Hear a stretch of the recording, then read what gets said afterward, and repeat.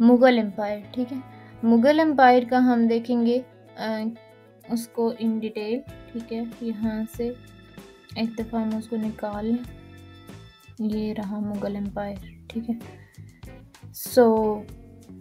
Last video में हमने पढ़ा था तुर्किश एंड अफ़गान डायनेस्टीज़, ठीक है।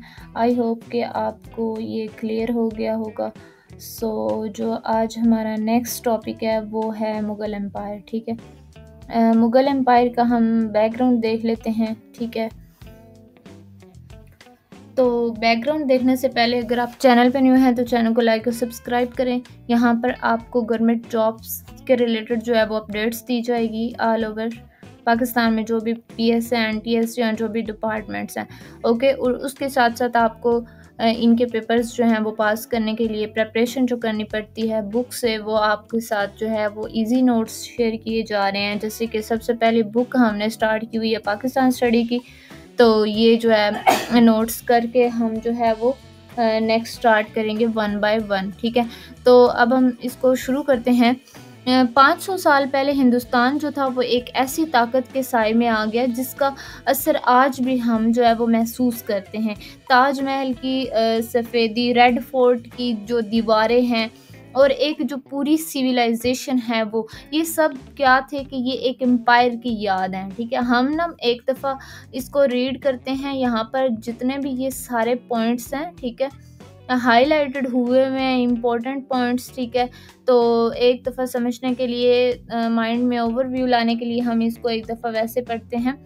आज हम देखेंगे कि मुग़ल एम्पायर की वो कहानी जो कि 1526 से 1857 तक जो पूरे साउथ एशिया में आई, ठीक है, और जिसने साउथ एशिया जो है उसको बदल कर रख दिया, ठीक है। अब सबसे पहले हमारी जो बिगिनिंग थी वो कहाँ से हुई थी? 1526 से, ठीक है। सेंट्रल एशिया की जो वादियाँ थी, जो बर्फीली वादियाँ थी, ठीक है, उससे क्या एक 23 साल का जो है एक फ़ातेह उसको कह सकते हैं, हिंदुस्तान की तरफ निकलता है, जिसका नाम क्या था? ज़हीरुद्दीन बाबर। तैमूर और चंगेज़ खान का वारिस था, ठीक है।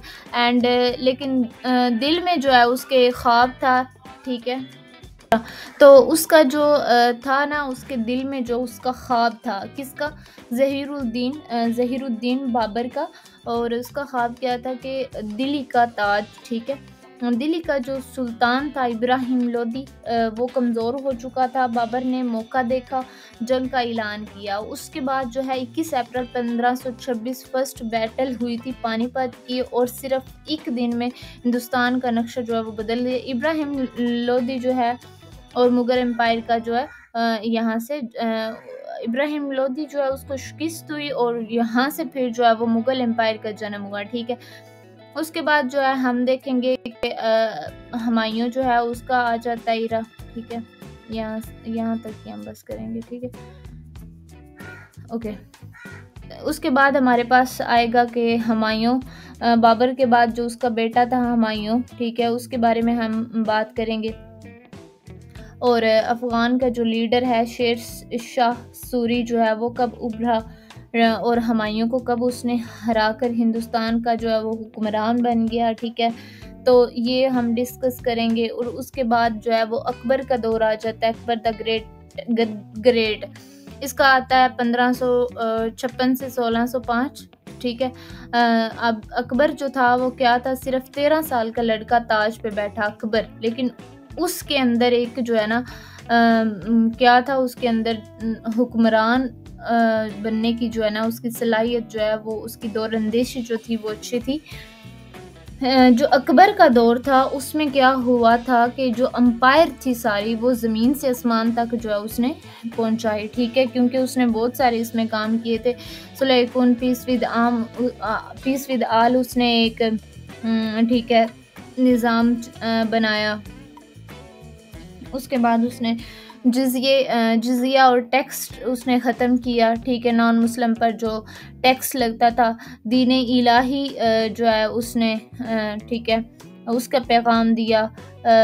इस तरह जो है ना, अब जो अकबर था, ठीक है, अकबर के बाद जो है आ जाता है जहांगीर, शाहजहां एंड औरंगज़ेब, ठीक है। अब जो जहांगीर था जस्टिस का इसको बड़ा शौक था, ठीक है। आर्ट का मुहाफिज था। जो नूरजहान का असर उनकी पॉलिटिक्स पर जो है ना वो बहुत ज़्यादा गहरा था। और जहांगीर का जो इरा था वो 1605 से 1627 था। फिर शाहजहां का 1628 से 1658 गोल्डन एज टाइम पीरियड इसको कहते हैं, जिसमें Taj Mahal, Red Fort, Shalimar garden, Badshahi Masjid, ठीक है। उसके बाद औरंगज़ेब का आ जाता है। ओके, सो नेक्स्ट जो होता है उसमें डिक्लाइन आ जाता है इन मुग़लों का। ओके, सो ये हम देखेंगे कि औरंगज़ेब के बाद एक लाइन ऑफ वीक किंग्स, ठीक, कोई प्लानिंग नहीं थी मुगल्स का जो है ना औरंगज़ेब के बाद, ठीक है। कोई प्लानिंग नहीं करते थे, आर्मी कंट्रोल में नहीं थी, सेंट्रल अथॉरिटी कोई नहीं थी इनके पास। फिर जो है इन पर फौरियन अटैक्स आए जो कि नादर शाह ने किए, अहमद शाह अब्दाली ने, ठीक है, हमले किए, एम्पायर जो है उसको तोड़ दिया। अब जो हमारा इसमें आ जाएगा ना यहाँ पर लास्ट, ठीक है, वो आएगा ब्रिटिश राइज के। ब्रिटिश जो है वो कब जो है वो राइज हुए। ब्रिटिश जो है उन्होंने क्या कि ईस्ट इंडिया कंपनी ने बिजनेस के नाम पे पॉलिटिक्स, डिप्लोमेसी, ट्रेड्स और जंग वगैरह सब कुछ यूज़ किया, ठीक है। जो लास्ट फ्लेम थी वो क्या था कि 1857 में जो सिपाही थे उन्होंने अंग्रेज़ों के ख़िलाफ़ बगावत की। हिंदू मुस्लिम दोनों एक साथ आए। उन्होंने मुग़ल के जो आखिरी बादशाह था बहादुर शाह ज़फ़र को फिर से पीरियड जो है वो डिक्लेयर किया, ताकि मुल्क जो है उसको एक मरकज़ बनाया जा सके मिलकर। मगर जंग जो है वो ओके, तो इसके बाद जो है हम यही सारी चीज़ें इसमें डिस्कस करेंगे कि 1857 जो है द लास्ट फ्लेम जिसको कह सकते हैं। और ये जो आग थी जो बुझी कब थी 1858 में, ठीक है। और 331 साल जो पुरानी मुग़ल एम्पायर है उसका चैप्टर जो है वो क्लोज हो जाता है। कब होता है? 1858 में। जो 1857 था ना उसमें क्या हुआ कि हिंदू मुस्लिम दोनों एक साथ आए, ठीक है। और उन्होंने क्या किया कि मुगल सल्तनत का जो आखिरी बादशाह था बहादुर शाह ज़फ़र उसको फिर से इम्पीरियल डिक्लेयर किया। फिर क्यों किया? ताकि मुल्क जो है उसको एक मरकज़ बनाया जा सके। मगर वहाँ पे क्या हुआ, जंग हार गए। बहादुर शाह ज़फ़र जो है उसको रंगून जलावतन कर दिया गया। और उसके बाद इनका एंड हुआ 1858 में। ब्रिटिश क्राउन ने क्या किया, हिंदुस्तान का सीधा कंट्रोल ले लिया। और उसके बाद क्या हुआ, ये 331 साल पुरानी ये मुग़ल एम्पायर जो है इसका चैप्टर ख़त्म हुआ। तो यहाँ पर जो है मुग़ल एम्पायर की जो उठने से ऊपर जाने से लेकर नीचे आने तक जो पूरी इनकी थी, ठीक है, स्टोरी वो कुछ इस टाइप थी, ठीक है। सो अब हम इसको जो है ना वो पढ़ते हैं यहाँ से नोट से इन इंग्लिश, ठीक है। Rise and expansion. The Mughal empire began when Babur, a descendant of Timur and Genghis Khan, ठीक है, defeated Ibrahim Lodi in first battle। कब defeated किया? First battle of Panipat. कब? 1526। after his short rule, ये जो short था टाइम, his son, उसका जो बेटा था Humayun, face defeat by Afghan ruler. किससे डिफीट हुआ? शिकस्त हुई उसको अफगान रूलर शेर शाह सूरी से। हु तो briefly in power introduce remarkable reforms, जिसने क्या किया? Remarkable reforms, new coinage system, postal system and the grand trunk road linking Bengal to Kabul. और उसके बाद जो है अकबर द ग्रेट का दौर आया 1556 से 1605। Akbar restore Mughal authority and built a vast empire. उसने रीस्टोर किया और बहुत बड़ी एम्पायर बनाई। ही इंकरेज एडमिनिस्ट्रेशन, उसमें उसने बहुत ज़्यादा काम किया। एफिशिएंट उसको बनाया, एडमिनिस्ट्रेटिव जो था एफिशिएंसी, बहुत सिस्टम अच्छा बनाया। अबॉलिश्ड किया जिजिया टैक्स ऑन नॉन मुस्लिम, ठीक है। And attempt religious harmony through his policy of Sulah peace with all and creation of Deen Ilahi, his capital. ये सारी चीज़ें आपने याद रखनी है और बहुत इंपॉर्टेंट पॉइंट्स हैं और बहुत थोड़े से हैं जो इम्पोर्टेंट है वो आपके सामने His capital at Fatehpur Sikri symbolized Mughal architecture brilliance.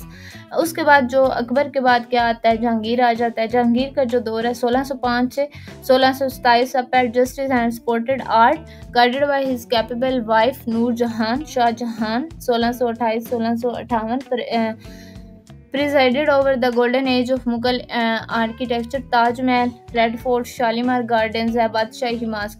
Aurangzeb जो है उसके